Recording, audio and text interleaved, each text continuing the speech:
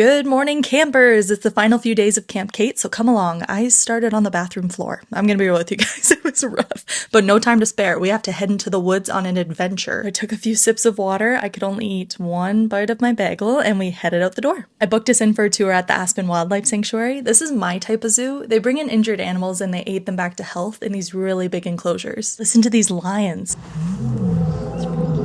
It's eerie, right?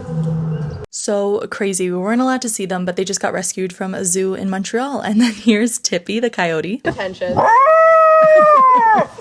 Very excited to see us, and I think this one was an Arctic fox. She was clearly, or he was clearly losing their coat. These two foxes were called Candle and Flame. So cute. We even saw wolves, and my favorite were the bears. They're just so adorable, and apparently they have a lot of drama between them, so they have to watch that. We even got to spot Ella, the resident moose, through the woods, and a few adorable porcupines. I just love being here. I try and come as often as possible. If you're ever in the area, make sure you visit and donate and help keep it alive. Then we hustled back to the cottage to take advantage of that sunshine. We headed down to the dock, which was stunning, and I'm so glad we got to enjoy it because it's been a lot of rain, but that wasn't going to stop us. We polar bear dipped, that's for sure. It was freezing, but so much fun. And I just let the lake hair do its thing. My sister made me this delicious cocktail with poppy in it. It was so delicious. And for the afternoon, we just chilled. We talked, we had snacks, we all put on our root sweaters after that jump in the lake. It felt so nice. And we played a hilarious bridal Jeopardy game that my sister put together. Then we got ready for dinner, but we weren't making dinner, and that's because we hired a private chef, which I know, wild. None of us have ever obviously had a private chef, so we were like, do you need help with anything? And they were like, no, you paid us, so go relax. So we did just that. I worked with them to build an elevated sleepover camp menu. You can pause to read that. We started with the canapes, which were little grilled cheeses, tomato soups, corn dogs, very camp food, but very fancy. And they just kept bringing them out. I think they did 3 rounds of canapes. And I mean, if you ever need a private chef in Muskoka, I used a place called Tend Services, and they were fantastic. I even turned around and the table was set. Our first course was ready. It was a delicious salad. The wine was pouring. Oh my gosh, I could definitely get used to this. For the mains, half of us ordered the cauliflower, half of us ordered the salmon. I had the salmon. It was unreal. And then for dessert, you could either have a deconstructed s'more or berry cobbler. We all ate every last bite, and while they did the dishes, they made us tea and coffee. I just couldn't believe it. Oh man, what a life. And then we all got on our birdie gray PJs. They were so comfortable. My friend thought this would be a great video. Pretty funny. It was a pretty early night. We were so tired, and it was checkout the next day, so we packed everything up. It was a mission. We all brought so much stuff, but holy moly, was this a trip of a lifetime. I can't believe we pulled it off, and I'm so thankful.